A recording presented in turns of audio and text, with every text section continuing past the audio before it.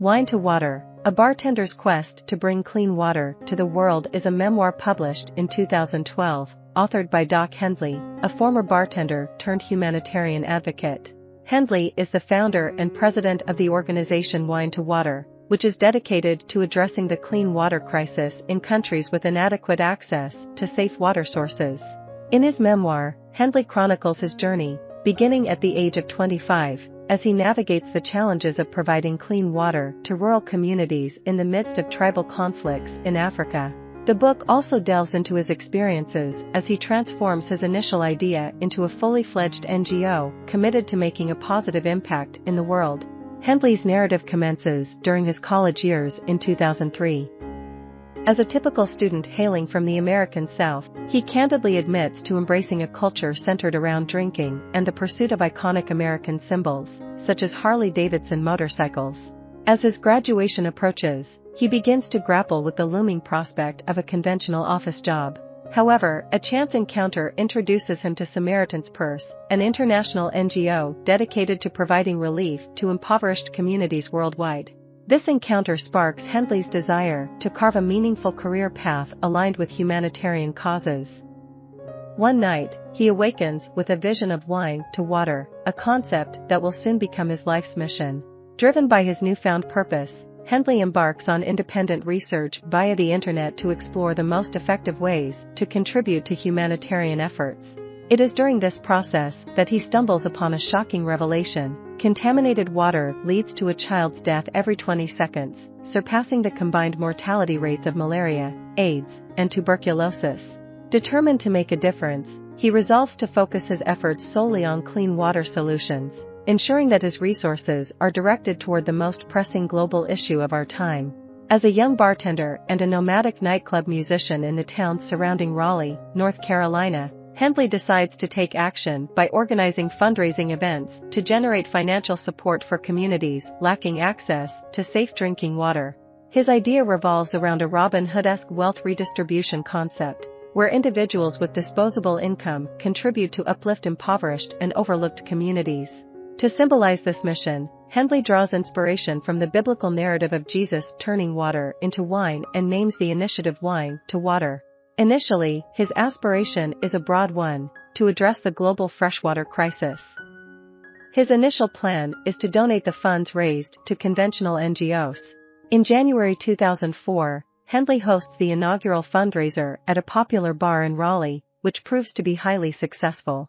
His growing curiosity about the most water-deprived regions in Africa leads him to utilize the proceeds for a journey to war-torn Darfur, Sudan. There, he secures a 12-month job assignment with the NGO Samaritan's Purse, the very organization that initially ignited his passion for humanitarian work. In Sudan, he begins implementing water extraction and filtration systems to provide safe water to victims of government-sanctioned genocide who have been denied access to fundamental necessities like clean water, shelter, and nourishment.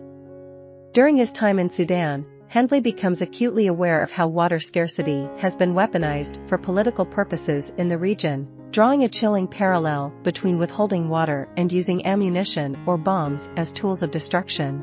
He comes to understand that scarcity, in this context, has been systematically employed by terrorists known as the Janjaweed.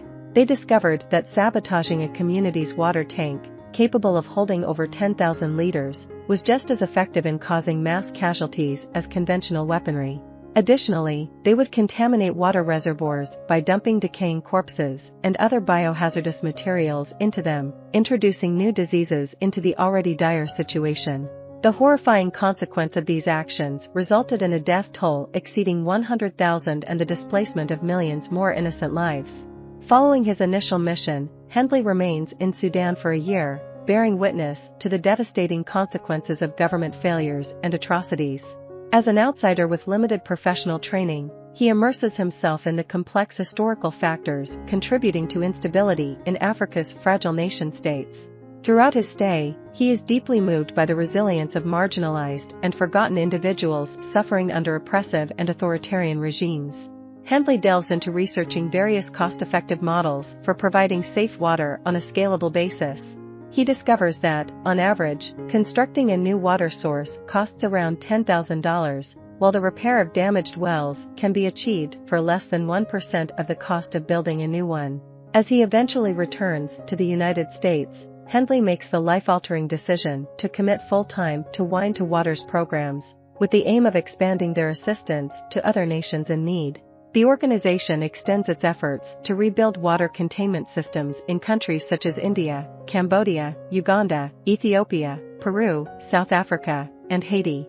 While Hendley reflects on his initial, somewhat naive, belief in a savior complex regarding his future as a humanitarian, he ultimately acknowledges the profound complexity of the real world. Nevertheless, he argues in his conclusion that fundamental human values, such as connection and persistence, remain at the core of any endeavor, whether it be in a bar, engineering project, or interpersonal interaction in a foreign land. Hendley's memoir serves as a compelling argument in itself, illustrating how the altruistic pursuits of a single individual can lead to substantial positive change for humanity as a whole. I hope you enjoyed this video. Leave a like if you did and be sure to subscribe. Thank you.